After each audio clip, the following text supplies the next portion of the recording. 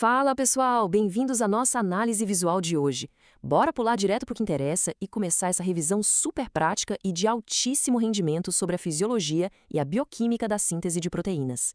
A nossa ideia aqui hoje é organizar e mapear esses processos moleculares passo a passo, de um jeito bem cronológico, sabe? Isso é perfeito para estruturar os estudos e mandar muito bem nas provas, sem aquela sobrecarga de informação desnecessária. Então, vamos mergulhar nisso.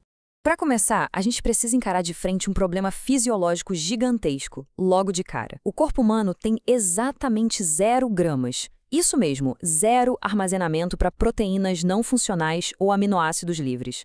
Absolutamente nenhuma reserva, nadinha. Isso quer dizer que toda e qualquer proteína que está aí no nosso corpo agora já está executando alguma função vital. Não tem nenhum estoque paradinho esperando para ser usado. E é exatamente isso que cria uma necessidade urgente e ininterrupta de renovação constante. E já que toda proteína está lá, trabalhando firme e forte, qualquer desgaste ou degradação exige uma troca na mesma hora. Pensa que isso impulsiona um ciclo diário absurdo de mais ou menos 400 gramas de renovação proteica. É um processo contínuo acontecendo a todo santo instante, só para conseguir manter o nosso metabolismo basal funcionando. Na prática, o nosso corpo está se reconstruindo, peça por peça, todos os dias. Então, o grande conceito que a gente precisa fixar é esse: renovação proteica. Basicamente, é a célula sintetizando e degradando proteínas o tempo todo, simultaneamente. Mas olha, tem um custo altíssimo para manter essa máquina rodando, viu?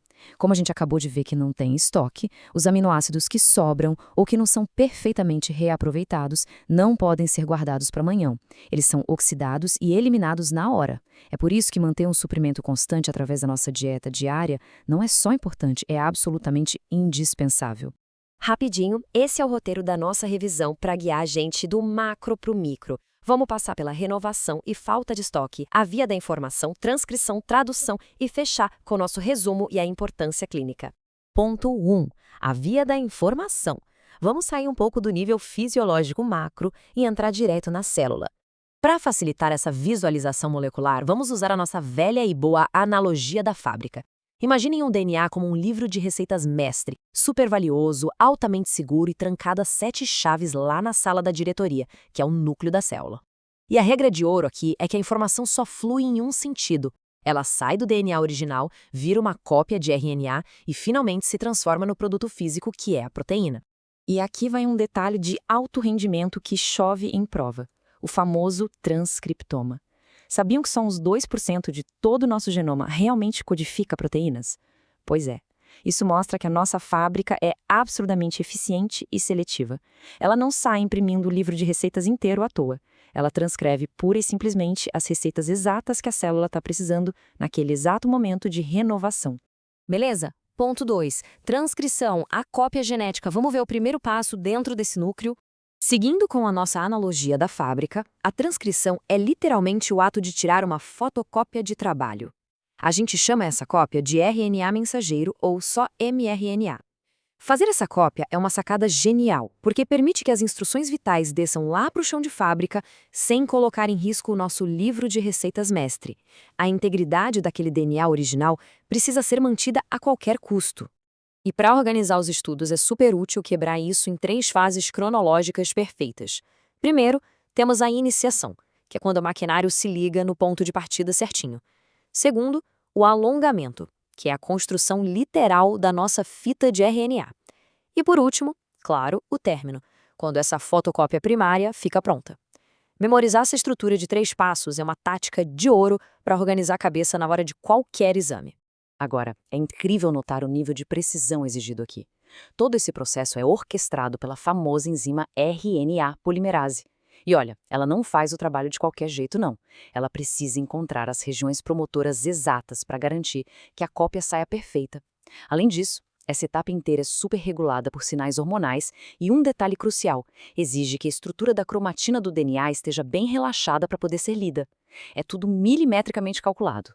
Indo em frente, ponto 3, tradução, a síntese celular. Vamos sair do núcleo e ir direto para o chão de fábrica. Chegamos no coração da nossa fábrica biológica. Apresento a vocês a nossa linha de montagem, o ribossomo. É bem aqui, nessa estrutura macromolecular gigante, que aquela fotocópia de mRNA que acabou de sair do núcleo vai ser finalmente lida para montar a molécula física da proteína. É a tradução literal da linguagem genética para a linguagem dos aminoácidos.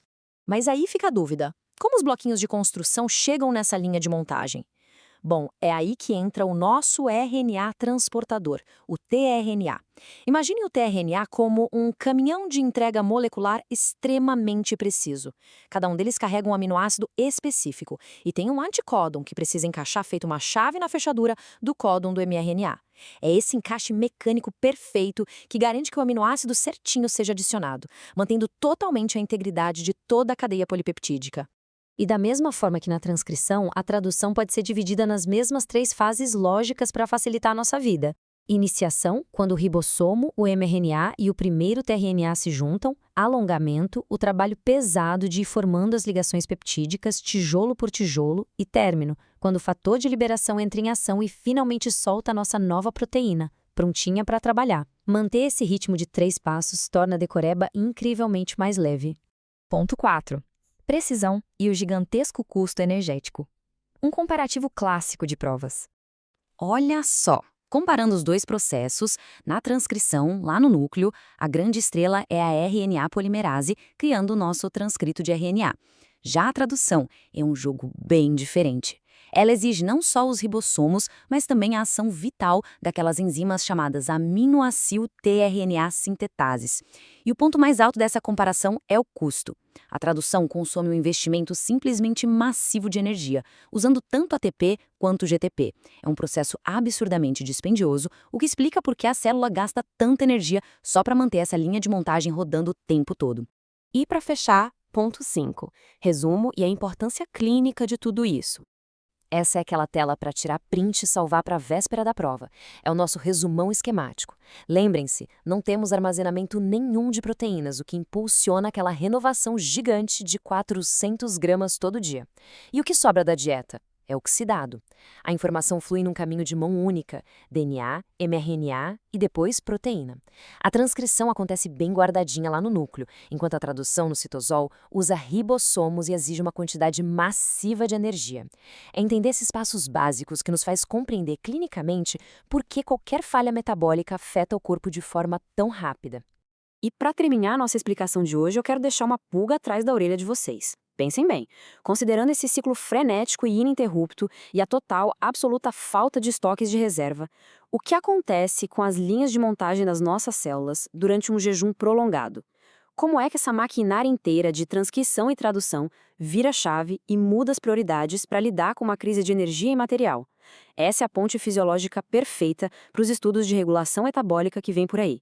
Espero que essa estruturação tenha deixado tudo mais claro para as revisões. Um abraço e até a próxima!